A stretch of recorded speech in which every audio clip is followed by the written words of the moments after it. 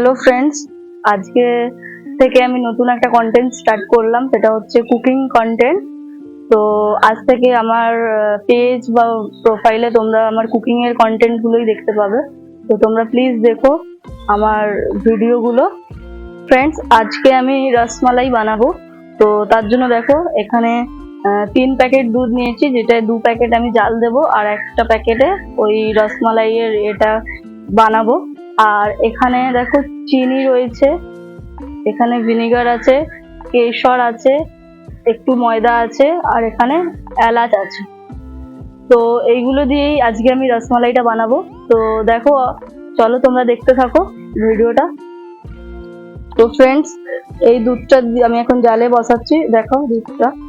তো এটা দিয়ে আমি ছানা কাটাবো, এই জন্য এই দুধটাকে এখন জাল দিয়ে তারপর আমি এর মধ্যে ভিনেগার দেবো, তারপর এটাকে ছানা কাটাবো। তো দেখো এখন দুধটা ফোটানো হয়ে গেছে, আর এর মধ্যে আমি এখন দেবো ভিনেগার।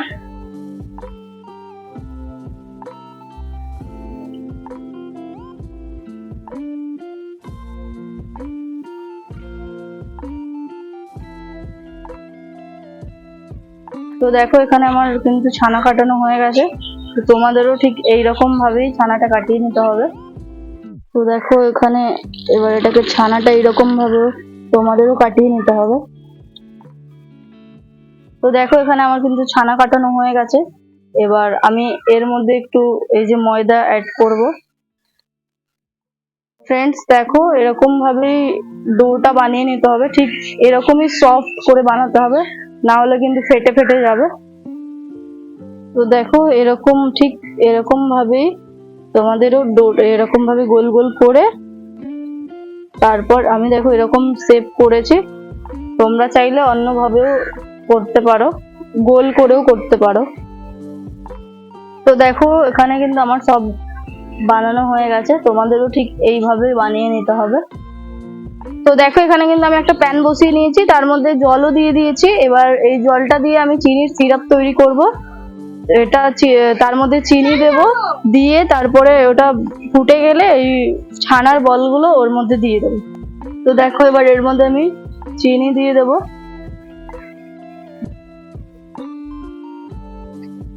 আমার কিন্তু চিনির সিরাপটা কিন্তু রেডি হয়ে গেছে।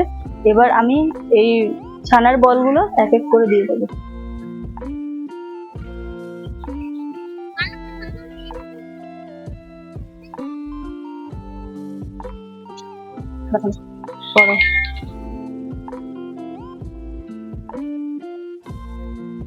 তো দেখো আমি যেভাবে বলেছিলাম ঠিক ওরকম ভাবেই করেছি বলে দেখো ফাটছে না, নাহলে কিন্তু ওই চিনির সিরাপে দিলেই এটা কিন্তু ফেটে যাবে। আর তোমরা ছানাটা মাখার সময় অতি অবশ্যই কর্নফ্লাওয়ার বা ময়দা ইউজ করবে, তাহলে কিন্তু এই ফাটবে না এই ছানার এগুলো, না হলে কিন্তু পুরো ফেটে যাবে।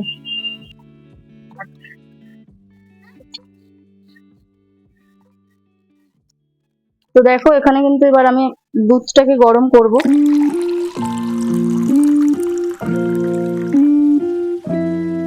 এখানে কিন্তু উষ্ণ উষ্ণ দুধটা গরম হয়ে গেছে। এবার এর মধ্যে আমি চিনিটা অ্যাড করব। চিনিটা দিয়ে এটাকে ভালোভাবে নাড়তে হবে, না হলে কিন্তু নিচে লেগে যাবে। তো দেখো এবার এর মধ্যে আমি এলাচ অ্যাড করব গন্ধের জন্য, আর কালারের জন্য আমি এটা ইউজ করব কেশর।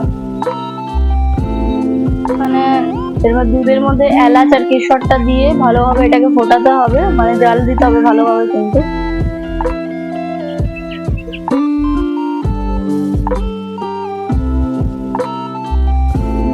তো দেখো এখানে কিন্তু আমার দুধটা ফুটে গেছে।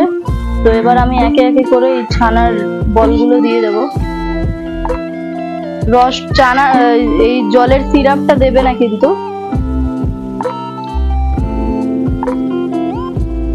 তো দেখো ঠিক এইরকম ইয়েতেই তোমাদেরও কিন্তু নাবাতে হবে। এখানে দেখো আমার কিন্তু হয়ে গেছে।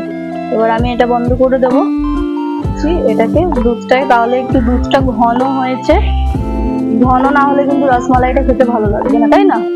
তো ওই জন্যই এরকম ভাবে ঘন করতে হবে। তো বন্ধুরা, তোমাদের আমার এই ভিডিওটা কেমন লাগলো তোমরা অবশ্যই জানিও, আর like, comment, share and subscribe, আর আমার ফেসবুকের চ্যানেলটাকে ফলো করে দিও। তো দেখো, এটা আমি এখন পরিবেশন করছি।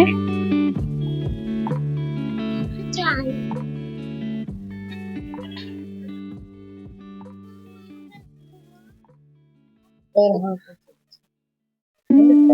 দেখো।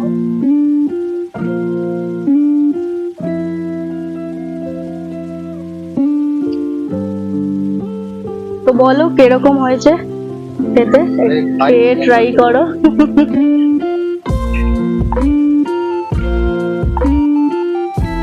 ভালো হয়েছে?